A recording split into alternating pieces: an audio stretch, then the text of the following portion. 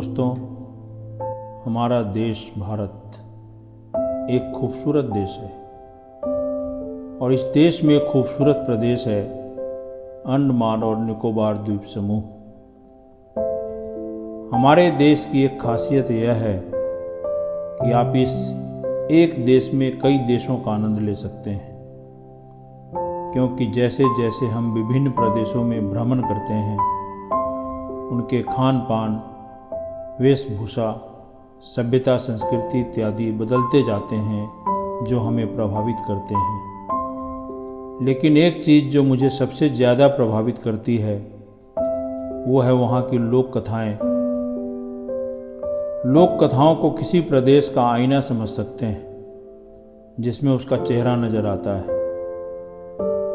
अंडमान के एक रिजॉर्ट की खिड़कियों से झांकते हुए मुझे याद आ रही थी कुछ लोक कथाएँ जिन्हें मुझे पढ़ने का मौका मिला था, और फिर मैंने सोचा कि क्यों नहीं ये आपको भी सुनाई जाए। दोस्तों, इस सीरीज में मैं आपको सुनाने जा रहा हूँ अंडमान निकोबार की 7 कहानियाँ। आशा करता हूँ आपको पसंद आएंगी। तो आइए सुनते हैं इस सीरीज की पहली कहानी। नमस्कार दोस्तों, मेरा नाम सतीश कुमार है। कहानियाँ सुनाने का शौक़ रखता हूँ। द काम story session with Satish Kumar, Andaman की लोक कथाएँ में आपका स्वागत है।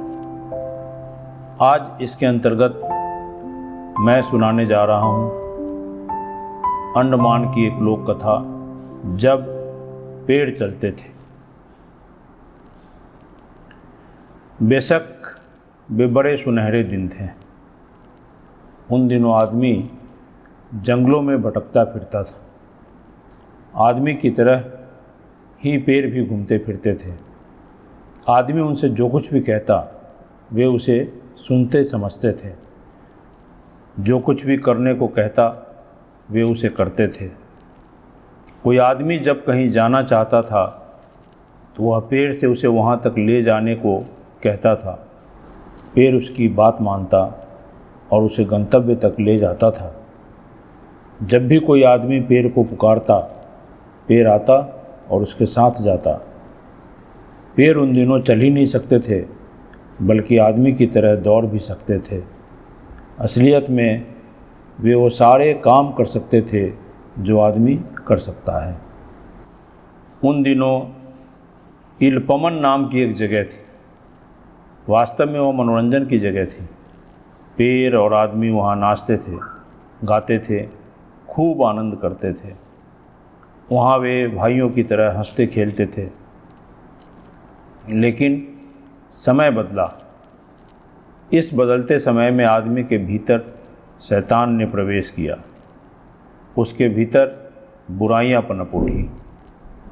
एक दिन कुछ लोगों ने पेड़ों पर लादकर कुछ सामान ले जाना चाहा, परंतु उन पर उन्होंने इतना अधिक बोझ लाद दिया कि वह मुश्किल से ही कदम बढ़ा सके। वे बड़ी मुश्किल से डगमगाते हुए चल पा रहे थे। पेड़ों की इस हालत पर उन लोगों ने उसकी कोई मदद नहीं की। वे उल्टे उनका मजाक उड़ाने लगे। पेड़ों को बहुत बुरा लगा। वे मनुष्य के ऐसे मित्रता विहीन रवैये से खिन्न हो उठे। वे सोचने लगे कि मनुष्य के हित की इतनी चिंता करने और ऐसी सेवा करने का नतीजा उन्हें इस अपमान के रूप में मिल रहा है। उसी दिन से पेड़ स्थिर हो गए। उन्होंने आदमी की तरह इधर उधर घूमना और दौड़ना बंद कर दिया।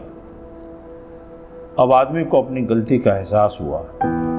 वह पेड़ के पास गया और उससे पहले की तरह ही दोस्त बन जाने की प्रार्थना की, लेकिन पेड़ नहीं माने। वे अचल बने रहे। इस तरह आदमी के भद्दे और अपमानजनक रवैये ने उससे उसका सबसे अच्छा मित्र और मददगार छीन लिया। तो दोस्तों, यह थी कहानी जब पेड़ चलते थे। जल्द ही मिलेंगे अंडमान की एक नई कहानी के साथ। धन्यवाद।